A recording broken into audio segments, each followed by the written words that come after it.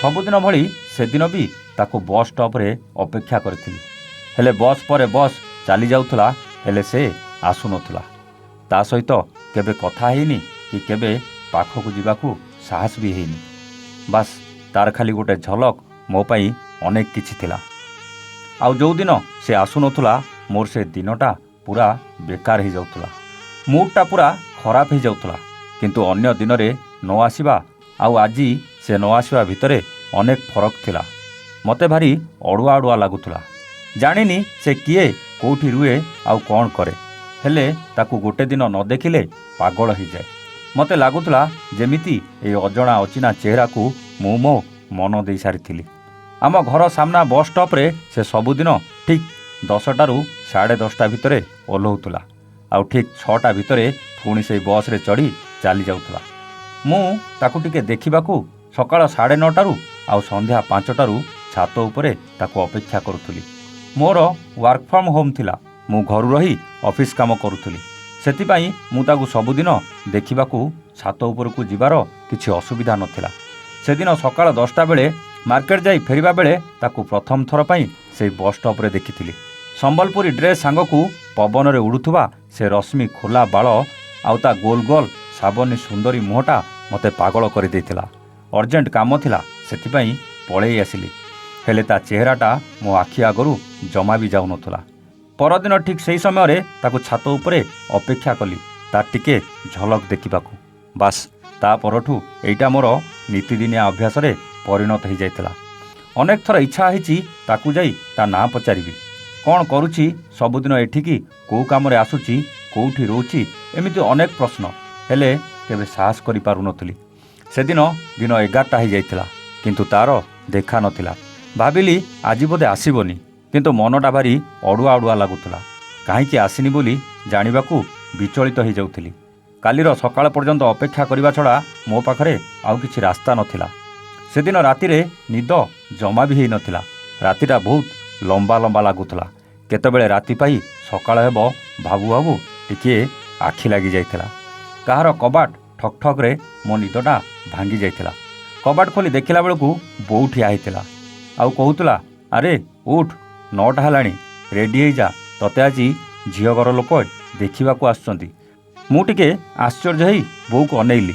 ବୋଉ କହିଲା, କ'ଣ ବୟସ ଆସି 28 ପାର ହେଲାଣି, କ'ଣ ବାହା ହେବୁନି କି? ବାପା କାହାକୁ କହିଥିଲେ, ସେ ଅନେକ ପ୍ରସ୍ତାବ ଦେଇଛି। ଆଉ ଆଜି ଜଣେ ଝିଅ ଘର ତତେ ଦେଖିବାକୁ ଆସୁଛନ୍ତି। ହଁ, ତୁ ଯଦି କାହାକୁ ପସନ୍ଦ କରିଛୁ କହିଦେଉନୁ, ମୁଁ ବାପାଙ୍କୁ କହି ବାହାଘର ସେଇଠି ଫାଇନାଲ୍ କରିଦେବି। ଆଉ ଏତେ ଝିଅ ଖୋଜିବା କ'ଣ ଦରକାର? ମୁଁ ଟିକେ ମୁରିକି ହସି କହିଲି, ନାଇଁ ବୋଉ, ତୁ କ'ଣ ତୋ ପୁଅକୁ ଆଜି ପର୍ଯ୍ୟନ୍ତ ଜାଣିପାରିଲୁନି? ବୋଉ କହିଲା, ହଁ ମୁଁ ଜାଣିଛି ତତେ, ତୁ କେତେ ଲାଜକୁଳା, ଝିଅକୁ ଦେଖିଲେ ଲୁଚିବୁ, ଆଉ ତୁ କେଉଁଠୁ ଝିଅକୁ ପଟେଇବୁ। ହସି ଦେଇ କହିଲା, ଜଲ୍ଦି ରେଡ଼ି ହେଇଯା, ସେମାନେ 11ଟାରେ ଆସିବେ। ମୁଁ ମନେ ମନେ କହୁଥିଲି, ବସ୍ ଷ୍ଟପ୍ରେ ସେ ଝିଅ ମୋର ବହୁତ ପସନ୍ଦ, ହେଲେ ସେ କେଉଁଠି ରହୁଛି ବୋଲି ପଚାରିଲେ କ'ଣ କହିବି?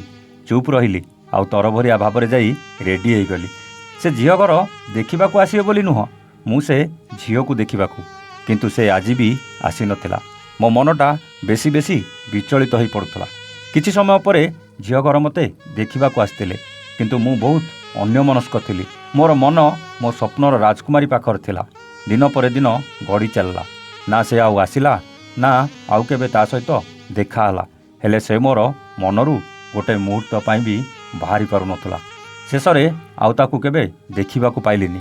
ମନେ ମନେ ଅନେକ ପଶ୍ଚାତାପ କରୁଥିଲି। କାହିଁକି ତାକୁ ତା ନାଁ ପଚାରି ପାରିଲିନି? କାହିଁକି ତା ପିଛା କରି କେଉଁଠି ରହୁଛି, କ'ଣ କାମ କରୁଛି ଜାଣିବାକୁ ଚେଷ୍ଟା କଲି ନାହିଁ। ୟା ଭିତରେ ମୋ ବାହାଘର ଠିକ୍ ହେଇଯାଇଥିଲା। ଆଉ ସେ ମନରୁ ଧୀରେ ଧୀରେ ଲିଭିବା ବଦଳରେ ମୋର ବେଶୀ ମନେ ପଡ଼ୁଥିଲା।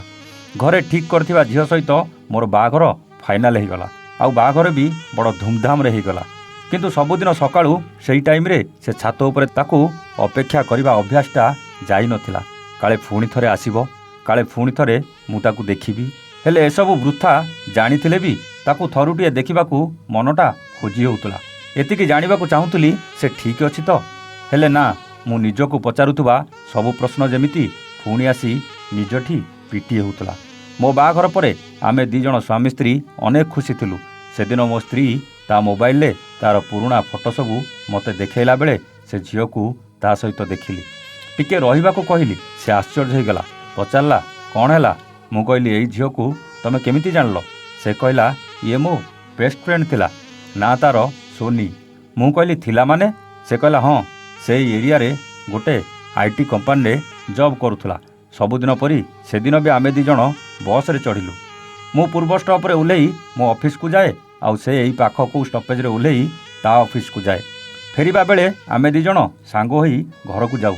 ହେଲେ ସେଦିନ ତାକୁ ଅନେକ ଅପେକ୍ଷା କଲି। ସେ ଫେରି ନଥିଲା। ତାକୁ ଅନେକ ଥର କଲ୍ ବି କଲି। ତା ଫୋନ୍ଟା ଅଫ୍ ଥିଲା। ଶେଷରେ ମୁଁ ଏକୁଟିଆ ଘରକୁ ପଳାଇ ଯାଇଥିଲି।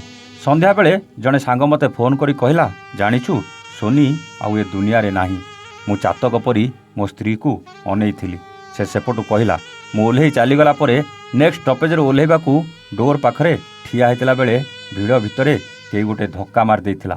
ଆଉ ସେ ଚଳନ୍ତା ବସ୍ରୁ ତଳକୁ ଖସି ପଡ଼ି ଡିଭାଇଡରରେ ପିଟି ହେଇଯାଇଥିଲା। ଆଉ ସବୁଦିନ ପାଇଁ ଏ ଦୁନିଆ ଛାଡ଼ି ଆରପାରିକୁ ଚାଲି ଯାଇଥିଲା। ମୁଁ ଏ କଥା ଶୁଣି ହସ୍ପିଟାଲ ଯାଇଥିଲି। ହେଲେ ମୋର ସେ ସୁନ୍ଦରୀ ସାଙ୍ଗକୁ ମୁଁ ନିଜେ ବି ଚିହ୍ନି ପାରିନଥିଲି। ତା ମୁହଁ ଛତୁ ହୋଇଯାଇଥିଲା। ଦେହସାରା ଖାଲି ରକ୍ତ ଆଉ ରକ୍ତ। ଝିଅ ପାଖରେ ବସି ତା ମା ଭୋ ଭୋ ହୋଇ କାନ୍ଦୁଥିଲା। ଆଉ ବାପା ଝିଅର ଡେଡ୍ ବଡି ନେବାକୁ ହସ୍ପିଟାଲ ଭିତରେ ବ୍ୟବସ୍ଥା କରି ଚାଲିଥିଲା। ମାଉସୀକୁ ଟିକେ ବୁଝେଇଲି ଆଉ ଘରକୁ ଫେରିଲି। ପିଲାବେଳର ସାଙ୍ଗଟା ମୋ ଆଖି ଆଗରେ ଚାଲିଗଲା। ମୋତେ କେତେ କଷ୍ଟ ହେଇନଥିବ କହିଲ? ଏସବୁ କଥା ସରିବା ପୂର୍ବରୁ ମୋ ସ୍ତ୍ରୀର ଆଖିର ଲୁହ ଠପ୍ ଠପ୍ ହେଇ ମୋ ହାତରେ ପଡ଼ୁଥିଲା। ଆଉ ମୁଁ ମୂକ ଭଳି ଚୁପଚାପ ତା କଥା ଶୁଣିଲା ବେଳେ ମୋର ହୃଦୟଟା ଫାଟି ପଡ଼ୁଥିଲା। ମୁଁ ଯେତେବେଳେ ଘରେ ରୁହେ, ଆଜି ବି ମୁଁ ତାକୁ ସେଇ ଛାତ ଉପରେ ସେହି ସମୟରେ ବସ୍ ଷ୍ଟପ୍କୁ ଚାହିଁ ତା ଆସିବା ବାଟକୁ ଅନେଇବା ଯେମିତି ମୋ ନୀତିଦିନିଆ ଅଭ୍ୟାସ ହେଇଯାଇଛି। ଆଉ ସେ ଅଭ୍ୟାସକୁ ମୁଁ ଛାଡ଼ିବାକୁ ଚାହୁଁନି। ମୋ ସ୍ତ୍ରୀକୁ ଏସବୁ କଥା କହିବାକୁ ଅନେକ ଥର ଭାବିଛି। ହେଲେ ତାକୁ ଆଉ ଥରେ ତା ସାଙ୍ଗ କଥା ମନେ ପକାଇ କଷ୍ଟ ଦେବାକୁ ଜମା ବି ଇଚ୍ଛା ହେଇନି। ଦର୍ଶକ ବନ୍ଧୁ, ଏଇଟା ଆପଣଙ୍କୁ ଗୋଟେ କାହାଣୀ ପରି ଲାଗିପାରେ, କିନ୍ତୁ ଏମିତି ଏକ ଘଟଣା ଜଣେ ବ୍ୟକ୍ତି ସହିତ ଘଟିଛି। ଆଉ ସେ ମୋତେ କଲ୍ କରି ରିକ୍ୱେଷ୍ଟ କଲେ ଏହି କାହାଣୀଟିକୁ ଶୁଣିବାକୁ। ଯଦି ଭଲ ଲାଗିବ ଆପଣଙ୍କ କଣ୍ଠରେ ଟିକେ ଜାଗା ଦେବେ, ନହେଲେ ମୋର କିଛି ଦୁଃଖ ନାହିଁ। ହଁ, କାହାଣୀଟିକୁ ଟିକେ ମଜାଦାର କରିବାକୁ ମୁଁ ଟିକେ ମସଲା ମିଶାଇ ଦେଇଛି, କିନ୍ତୁ ଏ କାହାଣୀ ସତ କାହାଣୀ। କାହାଣୀ ଯଦି ଭଲ ଲାଗିଥିବ ତେବେ କମେଣ୍ଟ କରି ନିଶ୍ଚିତ ଜଣାଇବେ। ଆଉ ଯଦି ଖରାପ ଲାଗିଥିବ ଗାଳି ବି ଦେବେ। ହଁ, ଖୁବ୍ ଶୀଘ୍ର ସବୁଦିନ ରାତି 9ଟାରେ ଆସୁଛି ରଙ୍ଗ ନମ୍ବର ପ୍ରେମ କାହାଣୀ, ବଣ୍ଟି ବବଲିଙ୍କ ରଙ୍ଗ ନମ୍ବର ପ୍ରେମ। ଦେଖିବାକୁ ଜମାରୁ ଭୁଲିବେନି। ଆଜି ପାଇଁ ରହୁଛୁ। ଆମେ ପୁଣି ଆସିବୁ ଆଉ ଏକ ନୂଆ କାହାଣୀ ସହିତ ଷ୍ଟୋରି ୱିଥ୍ ପ୍ରତାପରେ। ସେତେବେଳେ ଯାଏ ନମସ୍ତେ, ଜୟ ଜଗନ୍ନାଥ।